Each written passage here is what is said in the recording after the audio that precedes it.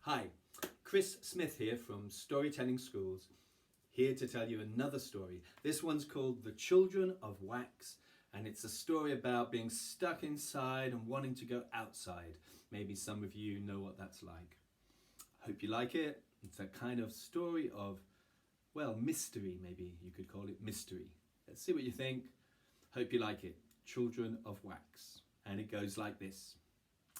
Once, not twice or thrice, but just the once, there was a forest.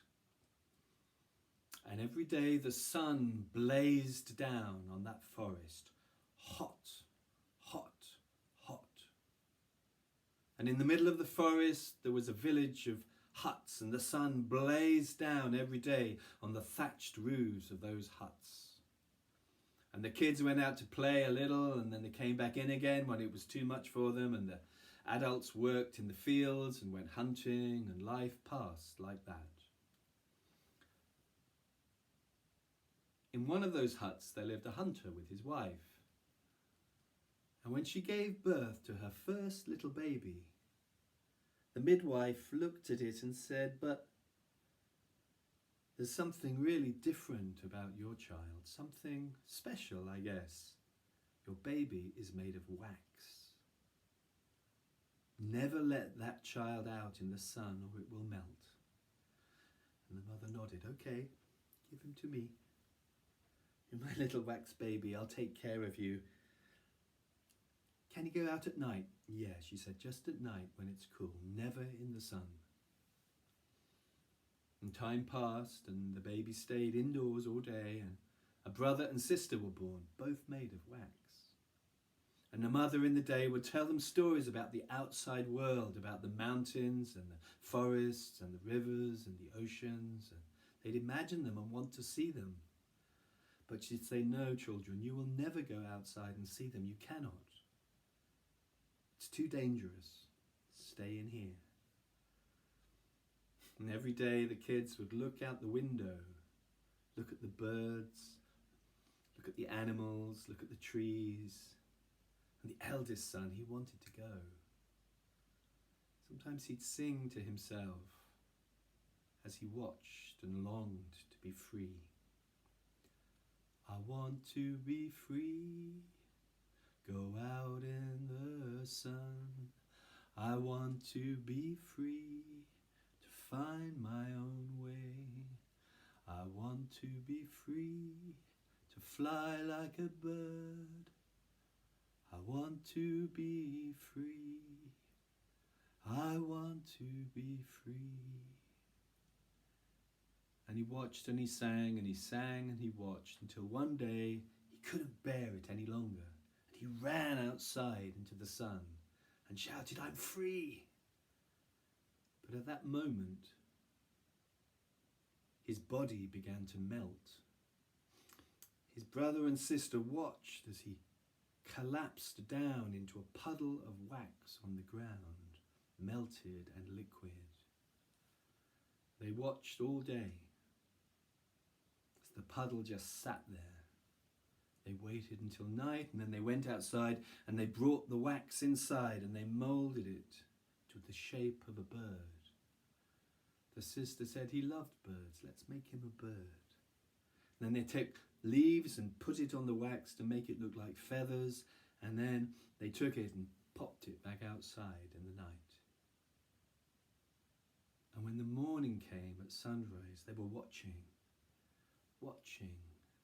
as that wax bird started to move a little. "What's happening?" said the brother. "Is it the wind?" They watched as leaves turned to feathers, as the beak turned black, as the eyes began to move, as the head began to turn, as the wings unfurled and a bird flew up into the sky and circled above the hut and skirkled under the sun above the village. And then it came down and perched on the hut where they lived and sang down to them through the window. "Now I am free, to fly out in the sun, to find my own way. Now I am free." And as they watched, he flew up towards the sun and out over the mountains. and was gone. And that is the end of that, the story of the children of wax.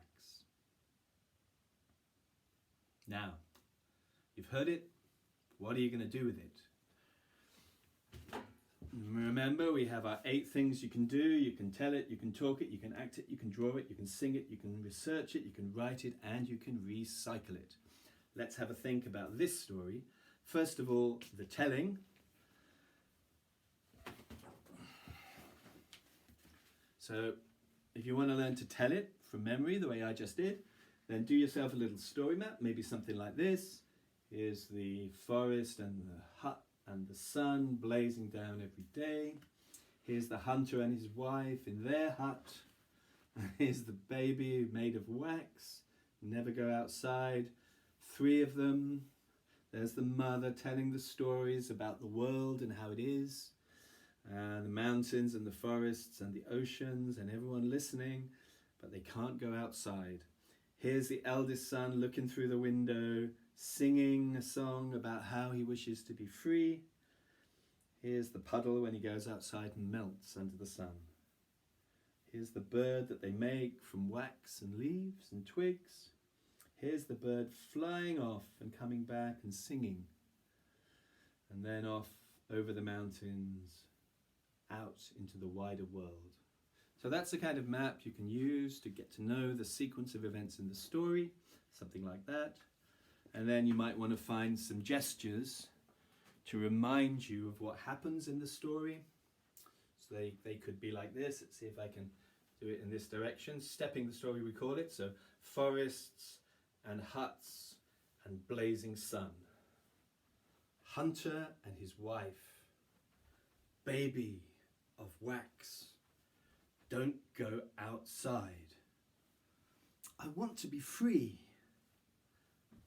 Blub, melted to a puddle. Making a bird. Watching it fly. Now it's gone. Something like that. So we step through the story. Blazing sun. Hunter and wife. 3 babies of wax. Don't go outside. I want to be free. Puddle of wax. Making the bird. Flying away. That's an example of stepping. And then when you can map it and step it and kind of tell it, practice telling it from memory, you can tell it to a friend, you can record it and send it. That's always a good way to start.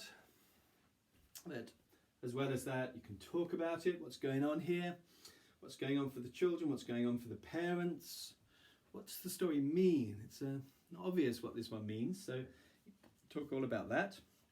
Acting it out, there's lots of acting, dialogue with parents, dialogue between the children, what the children think and say during the whole of the story. You can draw, you can paint, you can also make a bird with leaves and wax or plasticine or glue to make the bird that flew away. You can make up a new song that he sings, maybe another song that the mother sings when he's gone. How does she feel? Happy, sad, both? Poem, the same thing, to express moments in the story, feelings of the characters in the story. Bit of research. If we look at here, well, you've got a bit of science. What's going on with wax? What is wax? Why does it melt when it heats up? Why does it become solid when it cools down? What else does it do? Lots of science there to learn about wax. Then writing, you can write the story, dramatic story. I'd look for character thoughts, character speech, and really knowing how they're feeling at each stage. Recycling it, yeah, maybe you could think of things to change within the story. So if they weren't made out of wax, if they were made out of paper, or if they were made out of honey, how would that change the story? You could look at it like that. You could change the creature that the boy longs to be, see how that changes it. You could tell it from the point of view of the mother as well as the point of view of the children. You could do a sequel what happens next as the boy flies away as a bird. Lots of ways to recycle this story. So there you are. That's the story of The Children of Wax. Amazing story. Hope you liked it. Hope you enjoy working with it, playing with it, and learning through it. But for now, that's the end of that. See you again soon.